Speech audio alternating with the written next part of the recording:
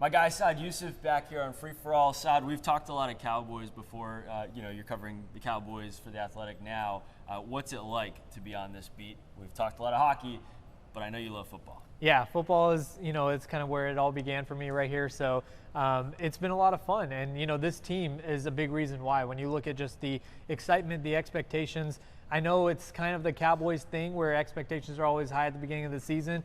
But this year feels different. This year does feel like this roster is probably one of the best that they've had, really this century. You see the schedule come out before this year and you circle this Week 2 game. Why? Aaron Rodgers. Now all of a sudden he's not a part of this game. We know all the history between Rodgers and the Cowboys. He's beaten this team a lot, beaten them 4 times in a row. Dak's only beaten him once. Good chance now that the Cowboys will never face Rodgers again, just based on how rarely these teams play in the regular season. What is lost from Rodgers not being a part of this game, even though for Cowboys fans maybe it's like relief that, hey, he's not going to come break our hearts again? Yeah, a lot. You talk about Rodgers with the Cowboys, but there's also the McCarthy versus Rodgers, and there's a lot of chess matches and all that stuff that goes on when you have a quarterback of that caliber. So I do think there's a lot of luster that's lost, but the Cowboys are in the business of winning games, and the bottom line is Zach Wilson gives you a better chance to win games. You being the Cowboys, not the Jets. So I think the Cowboys will take it, and now it's their job to make life miserable for Zach Wilson, and I think that's a lot easier to do than if number 12 was behind, or number 8, I guess, behind the center. I know, it's weird. Rodgers 12 for so many years. With the injury coming on a turf field that, granted, was a new turf field at MetLife Stadium, it has riled back up this debate about turf versus grass. Pretty much all players across the league seem to be grass guys, pro-grass guys. We heard that from CeeDee Lamb. Micah Parsons was one of the few dissenters. He said he'd play on concrete, rocks, whatever. Dak was like, he's young. What do you make of this whole turf debate? I personally don't get it, Saad, because, yes, it's a money thing.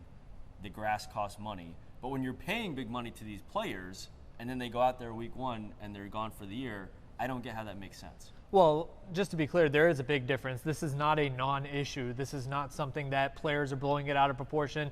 CeeDee Lamb, when we talked to him today, the question didn't even get finished asking, and he said grass. And there's a reason why. Anybody that's really played football at any level understands that grass is what you want to really play on. It's what you feel more natural, feels better. So I totally understand.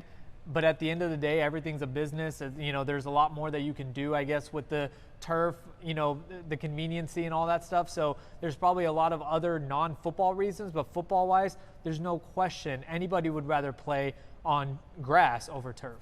Finally, you mentioned Zach Wilson. You look at this challenge now. It's clearly not as challenging when you have Wilson and not Rodgers. That said, this is a formidable running back tandem when you have Dalvin Cook and Breece Hall, the second-year player out of Iowa State. They ran for $170 last week, Saad, although 83 of those yards came on one big Breece Hall run. Right. What is this test for this Cowboys defense? That, reminder, the big upgrade they tried to make this offseason was improving the run defense. Yeah, they need to stop the run defense, or they need to be good on run defense to stop the Jets on the ground. And if they can put the ball in Zach Wilson's hands, that's the whole objective of this game. That's what you want to do, because honestly, if this comes down to Zach Wilson being the Cowboys defense, his predecessor, Sam Darnold, back in 2019 against the Patriots, that he saw ghosts. I think Zach Wilson will have a very similar feeling if Zach Wilson alone is tasked with having to beat the Cowboys defense. Yeah, maybe Halloween comes early for Zach Wilson here in Texas. Saad Yousuf, great to have you back on the show. Thanks for having me.